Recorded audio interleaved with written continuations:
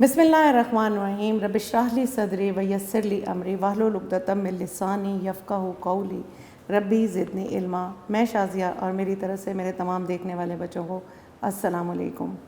उम्मीद है मेरा बेटा अब तक हम जो पढ़ चुके हैं वो आपको बहुत अच्छे तरीके से समझ में आ रहा होगा। आज जैसे आप बोर्ड पे आप देख रहे हैं एक नज़म लिखी गई है, चाँद मेरी ज़मीं फूल मेरा वतन। यह आपने सुनी भी होगी, ये हमारी नज़म है, चाँद मेरी ज़मीं फूल मेरा वतन। कोई भी चीज़ पढ़ने से पहले हम सबसे पहले उसके मानी देख लेते हैं।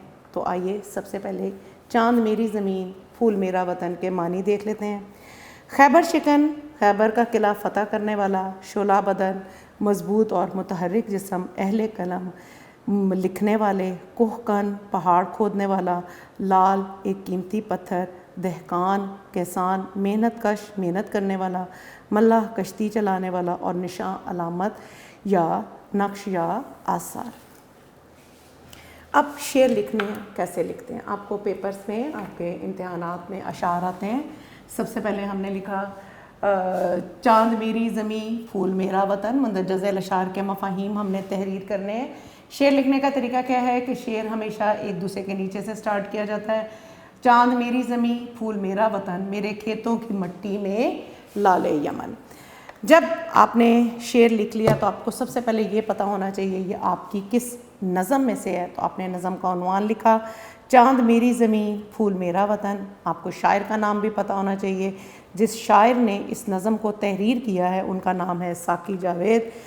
आपके हम इनको डिटेल में भी बयान कर सकते हैं, लेकिन क्योंकि आपके सिलेबस का जो हिस्सा है वो सिर्फ इतना है कि आपने मफ़ाहीम तहरीर करने हैं, यानी कि आपने अशार के मफ़ाहीम तहरीर करने हैं। यहाँ पे तो मैंने सिर्फ शेर लिखा है, लेकिन अगर हम लिखते जाएंगे पूरी नज़म क्योंकि हमने पढ़नी है, इसलिए यहाँ पे मैंने अशार के मफ़ाहीम लिखे हैं, खाली शेर नहीं लिखा। अगर खाली शेर लिखे यानी कि सिर्फ मैं इसको अभी भी बयान करूँगी, यानी कि आपको लिख के दिखाया, लेकिन आगे कॉन्टीन्यूटी में ये हैं। शेर है तो उसका हम मफ़हूम करेंगे, अगर ज़्यादा होंगे तो मफ़ाहीम है। तो पहला हम देख लेते हैं, चाँद मेरी ज़मीन फूल मेरा वतन, मेरे खेतों की मिट्टी में लाले यमन। शायर इस शेर में अपने वतन की तारीफ़ बयान करते हुए कहता है कि मेरे वतन की ज़मीन चाँद की मानंद रोशन है। इसमें कोई शक नहीं है कि हमारा वतन पाकिस्तान बहुत खूबसूरत है और शायर को अपने वतन से बहुत प्यार है। शायर कहता है कि मेरा वतन चाँद की मानंद रोशन है। जिस तरह चाँद रोशन होता है इस तरह मेरे वतन की ज़मीन भी चाँद की तरह रोशन है, और वतन के सूबे फूलों की पत्तियों की तरह जुड़े हुए हैं। यानी हम सब में इत्तफाक है, पत्तियां आपने अगर देखी हो फूलों की पेटल्स कि किस तरह एक दूसरे से जुड़ी होती हैं, इस तरह मेरे मुल्क के तमाम सूबे भी आपस में एक दूसरे से जुड़े हुए हैं। इसकी ज़मीन यमन के कीमती पत्थरों से भरी पड़ी है। उम्मीद है मेरा बेटा आपको ये बहुत अच्छे तरीके से समझ में आ गया होगा। अगला देख लेते हैं। अगला बंद की फॉर्म में है, यानी कि 4 लाइनों में जो 2 लाइनों में होगा। अगर हम खाली ये देखें कि चाँद मेरी ज़मीन फूल मेरा वतन, ये एक मिसरा है, और अगर हम इन दोनों को इकट्ठा पढ़ेंगे, मेरे खेतों की मिट्टी में लाल यमन, तो ये आपका शेर बन गया। अगर 2 लाइनों से ज़्यादा हो गया तो वो आगे हमारे बंद में कन्वर्ट होते जाते हैं, यानी कि वो हमारे बंद काउंट होंगे। मेरे मल्हा लहरों के पाले हुए, मेरे दहका पसीनों के ढाले हुए, मेरे मज़दूर इस दौर के कोहकन, चाँद मेरी ज़मीं फूल मेरा वतन। अभी आपने बंद सुना। अब बंद सुनने के बाद भी सबसे पहले क्या होगा, नज़म का उन्वान, शायर का नाम, हम वही वैसे ही तहरीर करेंगे।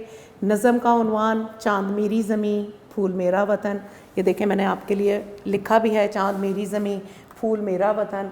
फिर शायर का नाम आ गया आपके। अब आप इसका मफ़हूम तहरीर करेंगे। शायर इस बंद में अपने वतन के समुंदरों, दरियाओं और मल्लाहों की तारीफ़ कर रहा है।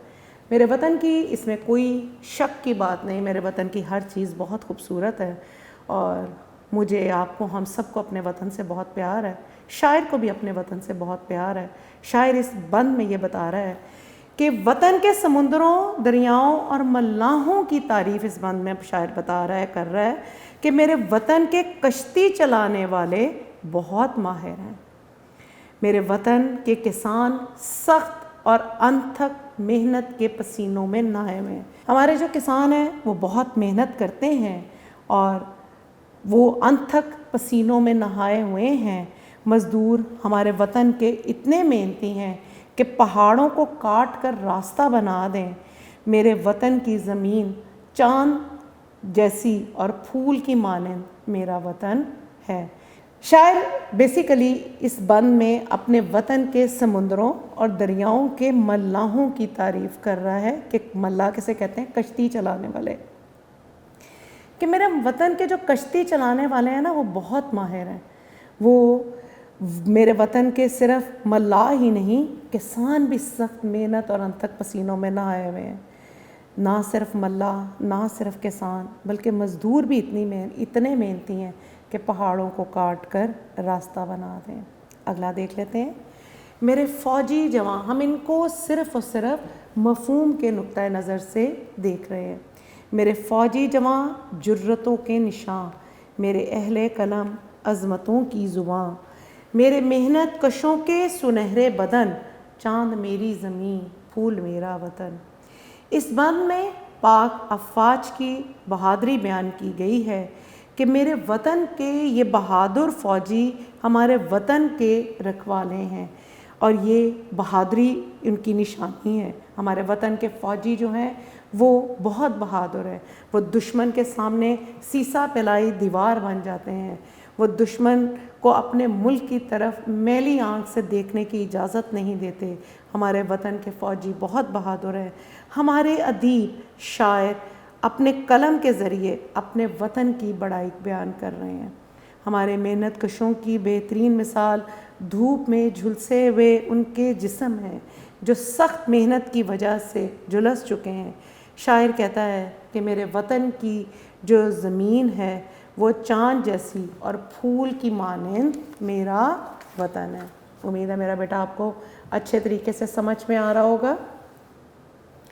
میری سرحد پہ پیرا ہے ایمان کا، میرے شہروں پہ سایہ ہے قرآن کا، میرا ایک ایک سپاہی ہے خیبر شکن، چاند میری زمین پھول میرا وطن۔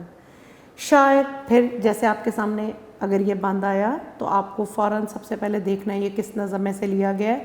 آپ نے تحریر کیا نظم کا عنوان چاند میری زمین پھول میرا وطن، پھر آپ تحریر کریں گے شاعر کا نام، شاعر ہیں ساقی جاوید۔ مفہوم، دین اسلام کی بنیاد پر قائم، ہمارا وطن اسلام کے نام پر قائم ہوا۔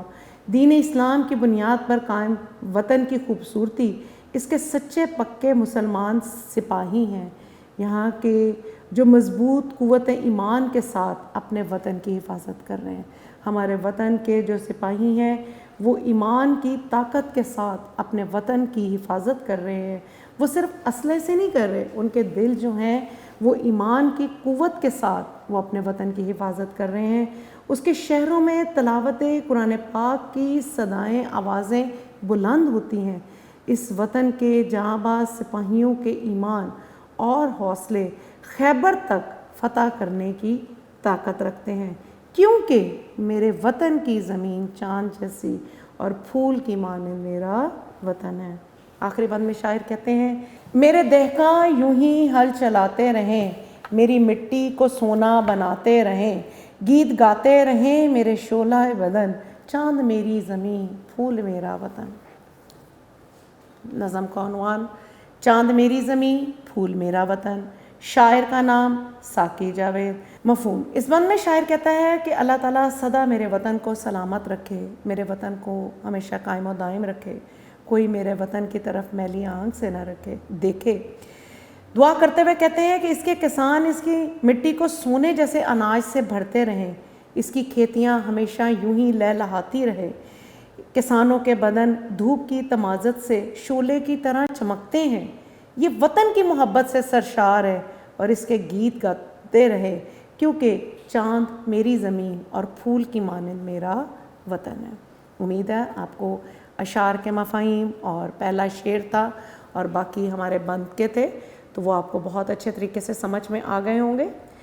سوالات کے مختصر جواب دیں۔ اچھا، اگر فرض کریں آپ کو سارے بند آتے ہیں تو آپ اس اشعار کی جگہ یہاں بند کے مفاہیم بھی تحریر کر سکتے ہیں اور اگر آپ نے ایک لکھنا ہو تو آپ یہاں کے مندرجہ ذیل شعر کا مفہوم تحریر کریں. یہ اس طریقے سے آ جائے گا. اگر سنگل لکھیں گے ہم تو شعر ہو گیا. سنگل آتا ہی نہیں کیونکہ 4 آتے ہیں ہمیں اور بند بھی ایسے ہی ہے. تو مندرجہ ذیل بند کے مفاہیم یا مندرجہ ذیل اشعار کے مفاہیم. اگر آپ نے کہیں ایک کرنا ہے تو شعر کا مفہوم. یہ کلاس 6 کے ششم کے حوالے سے میں بات کر رہی ہوں.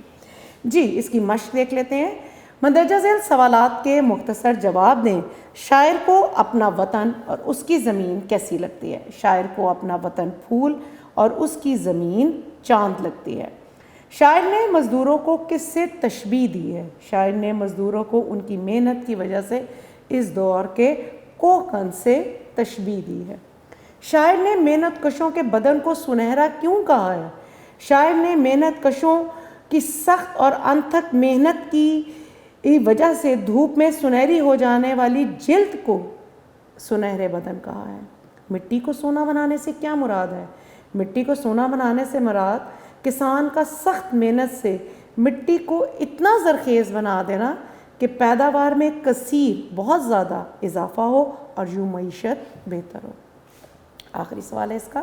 شاعر نے اہل قلم کے بارے میں کیا کہا ہے؟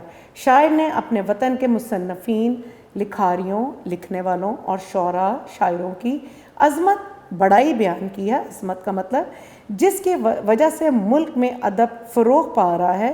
اس نے اپنے اہل قلم کے قلم کی طاقت کو سراہا ہے جس سے وطن کی بڑائی اور شان و شوکت میں اضافہ ہو رہا ہے. وہ عظمتوں کی زبان ہے. جی دوسرا سوال. کوئی نظم یا سبق جس موضوع پر مبنی ہو اسے نظم کا مرکزی خیال کہتے ہیں. مرکزی خیال یہ نظم اس نظم میں ساقی جاوید اپنے وطن کو چاند کی مانند روشن اور پھول جیسا دل فریب اور مہکتا ہوا کہہ رہے ہیں. ان کو اپنا وطن بہت زیادہ خوبصورت اور پیارا شاعر ساقی جاوید کو لگتا ہے، بلکہ ہم سب کو لگتا ہے، لیکن یہاں پہ کیونکہ ہم چاند میری زمین پھول میرا وطن کی بات کر رہے ہیں تو ہم شاعر ساقی جاوید کی بات کر رہے ہیں. اس وطن کے مزدور محنتی، ملا، نڈر اور افواج ناقابل شکست ہیں. اس دھرتی کی مٹی میں لال یمن اور اس کے کسان سونا چاندی اگاتے ہیں کیونکہ اس وطن کے پہرہ دار سچے مسلمان ہیں اور اس وطن پر سایہ قرآن کا ہے. یہ مرکزی خیال تھا. مرکزی خیال 5 سے 6 لائنوں کا لکھا جاتا ہے، اس سے زیادہ تحریر نہیں کیا جاتا. خلاصہ سبق کا ایک تحریر کیا جاتا ہے. نظم کے مطابق مصرے مکمل کریں. ہمیں مصرے دیے گئے ہیں، ہم نے مکمل کرنے. میرے کھیتوں کی ڈیش میں لال یمن مٹی، میرے ڈیش لہروں کے پالے ہوئے ملا، چاند میری زمیں ڈیش میرا وطن پھول، میرے دہقاں یوں ہی ہل چلاتے رہے، دہقاں بلیک میں خالی جگہ میں ہے، میرا ایک ایک ڈیش ہے خیبر شکن سپاہی. نظم کے مطابق کثیر الانتخابی سوالات پر درست کا نشان لگانا ہے.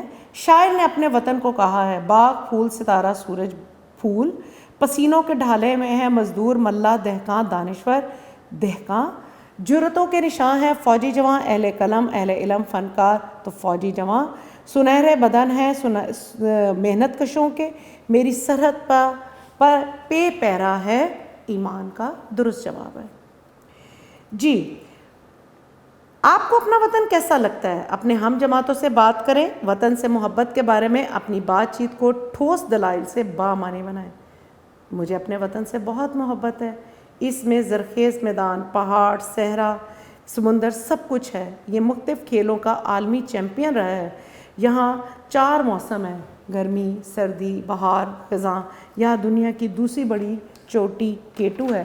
اللہ تعالیٰ نے پاکستان کو بہت سی نعمتوں سے نوازا ہے. سادہ جملے، ہم نے اس سے پچھلے سبق میں بھی سادہ جملے پڑھے تھے. جب کسی جملے میں ایک ہی فعل یا کام کا ذکر کیا جائے تو اسے سادہ جملہ کہتے ہیں. مثلاً اسلم نے کتاب پڑھی، میں نے چائے پی، علی نے گاڑی چلائی. مرکب جملے، ان جملوں میں صرف ایک ہی بات کی گئی ہے، ایک ہی فعل یا کام کا ذکر کیا گیا ہے. ایسے فعل جن میں 2 یا 2 سے زیادہ سادہ جملوں کا استعمال کیا جائے اور 1 سے زیادہ فعل استعمال کیے جائیں اور ان میں ربط کے لیے اور، تو، مگر، ورنہ جیسے الفاظ استعمال کیے جائیں، مرکب جملے کہلاتے ہیں. امی جان بیمار تھیں مگر کھانا پکایا، توجہ سے پڑھو ورنہ فیل ہو جاؤ گے۔ میں نے کھانا کھایا مگر چائے نہیں پی، جلدی سے چلے جاؤ ورنہ بارش ہو جائے گی۔ جی، سابقے لاحقے، ان کو بھی آپ انڈر لائن کر لیں یا ہائی لائٹ کر لیں، یہ آپ سے کثیر الانتخابی سوالات کی صورت میں پوچھے جا سکتے ہیں۔ سابقہ اس لفظ کو کہتے ہیں جسے کلمے کے شروع میں لگا کر نیا لفظ بنایا جائے۔ جس کو شروع میں لگائیں گے وہ سابقہ ہوگا اور جس کو آخر میں لگائیں گے وہ ہمارا لاحقہ ہوگا۔ جیسے انمول، باادب اور کم ہمت وغیرہ میں ان، با اور کم سابقے ہیں۔ لاحقہ اس لفظ کو کہتے ہیں جسے کلمے کے آخر میں لگا کر نیا لفظ بنایا جائے، جیسے روشن دان، خود سر اور عزت دار وغیرہ۔ ان الفاظ میں دان، سر اور دار لاحقے ہیں۔ اب ہمیں سابقے دیے گئے ہیں، ہم نے ان کی مدد سے چار چار بنانے ہیں۔ جیسے بے کا پہلے دیا گیا ہے بے ادب، بے وقوف، بے خبر، بے مثال وغیرہ۔ بد کا بدتمیز، بدنما، بد مزاج، بد اتوار۔ لاحقے بھی ایسے ہی دیے گئے ہیں، شناس، مردم شناس، زبان شناس، موقع شناس، قدر شناس۔ ناک یہ بعد میں لگ رہے ہیں، خطرناک، دردناک، افسوسناک اور عبرتناک۔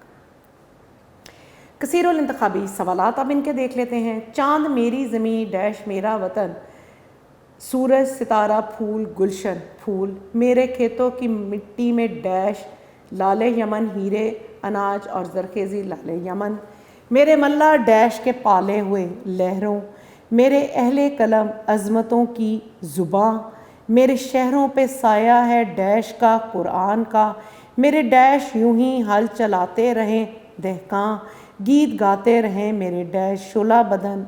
یہ اس کا درست جواب ہے۔ جی میرا بیٹا، یہ تھا آپ کی نظم چاند میری زمین پھول میرا وطن۔ امید ہے آپ کو اس کے اشعار کے مفاہیم، مشقی سوالات، کثیر الانتخابی سوالات بہت اچھے طریقے سے سمجھ میں آ گئے ہوں گے۔ کوئی چیز آپ کے لیے مشکل نہیں ہوگی۔ آپ ان کو اچھے طریقے سے پڑھیں، اپنا بہت سا خیال رکھیں۔ بہت شکریہ، اللہ حافظ۔